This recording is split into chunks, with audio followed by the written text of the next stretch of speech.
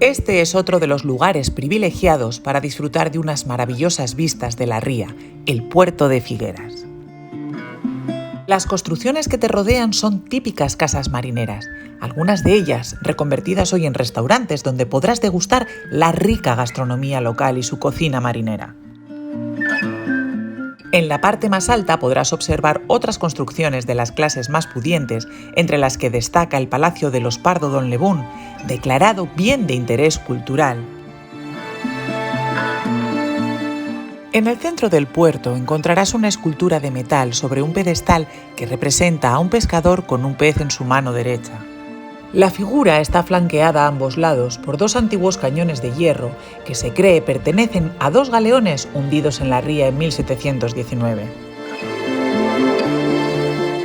Figueras cuenta con una amplia tradición pesquera y conservera, aunque poco a poco fue perdiendo la importancia en favor de la construcción naval. Desde este punto puedes apreciar la importancia de la industria naval para Figueras hoy en día. Astilleros Gondal, sin duda, es uno de los astilleros más importantes de la península. Al igual que ocurre en el muelle de Castropol, desde el puerto de Figueras podrás dar paseos por la ría en alguna de las embarcaciones de recreo durante los meses de verano o practicar alguna de las actividades que ofrece el club náutico. A escasos metros del puerto se encuentra el chalet de Doña Socorro, construido en 1912, muestra excepcional del modernismo asturiano y un magnífico ejemplo de la arquitectura indiana.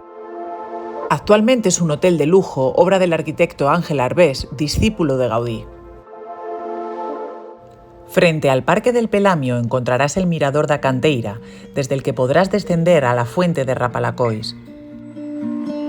Gobierno del Principado de Asturias, Consejería de Cultura, Política Lingüística y Turismo, Ayuntamiento de Castropol, Castropol Destino Turístico Inteligente, Pueblos Mágicos de España, UNESCO, Organización de las Naciones Unidas para la Educación, la Ciencia y la Cultura, Red Española de Reservas de la Biosfera.